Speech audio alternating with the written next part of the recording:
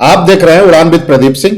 आज की चर्चा बेहद अहम है क्योंकि पहली बार अमेरिका की नीतियों के खिलाफ यूरोप खुल करके सामने आया है। आखिरकार किसी में तो इतना साहस आया कि उसने अमेरिका के टैरिफ को अनएक्सेप्टेबल कहा, और वो कोई और देश नहीं बल्कि यूरोप के 8 देश हैं जिन्होंने साफ शब्दों में कहा है कि ग्रीनलैंड की संप्रभुता के सवाल पर अब वे डोनाल्ड ट्रंप के सामने खड़े होंगे। यह वही यूरोप है जो अब तक अमेरिका के पीछे पीछे चलता रहा।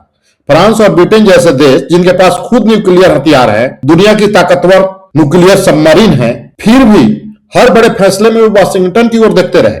अब इन्हें यह एहसास हो गया है जब तक ताकत हमारे पास भी है तो डर किस बात का। यूक्रेन के मुद्दे पर यह सवाल उठता है कि क्या यूरोप अकेले यूक्रेन की मदद नहीं कर रहा था? हर बार अमेरिका को साथ लेने की मजबूरी क्यों?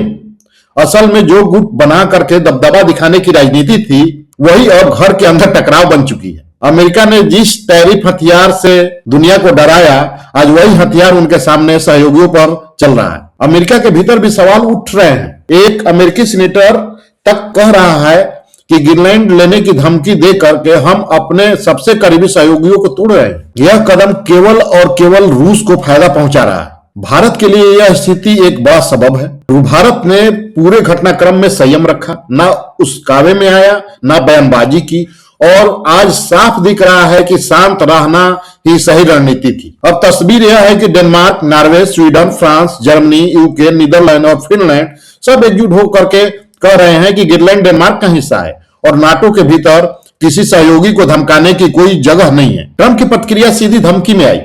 अगर किसी ने ग्रीनलैंड के रास्ते में रुकावट डाली तो टैरिफ लगेगा, यानी दोस्ती की कीमत अब टैरिफ से वसूली जाएगी। यूरोप के लिए यह एक झटका था। जो देश कल तक G7 में तालियां बजा रहे थे, आज उन्हें समझ आ रहा है कि अमेरिका किसी का स्थायी मित्र नहीं, वह सिर्फ अपने हितों का साथी है। फ्रांस के राष्ट्रपति मैक्रोन खुल करके सामने आए और बोले टैरिफ की धमकियां अस्वीकार है, यूरोप एकजुट रहेगा और अपनी संप्रभुता की रक्षा करेगा। यह बयान सिर्फ ग्रीनलैंड के लिए नहीं है, यह यूरोप की खोई हुई रीढ़ को लौटाने का संकेत है। अब सवाल बड़ा है, अगर यूरोप, चीन, कनाडा और मैक्सिको एक साथ खड़े हो गए और अमेरिका के खिलाफ एक्सपोर्ट बैन जैसे कदम उठे तो क्या अमेरिका इस दबाव को झेल पाएगा? अमेरिका का यूरोप के साथ लगभग $1.5 ट्रिलियन का व्यापार है। अगर यही रिश्ते बिगड़े तो टैरिफ का खेल उल्टा भी पड़ सकता है। फिलहाल यह लड़ाई सिर्फ ग्रीनलैंड की नहीं है, यह दुनिया के लिए नई शक्ति संतुलन की लड़ाई है। आप इस पूरे घटनाक्रम को कैसे देखते हैं?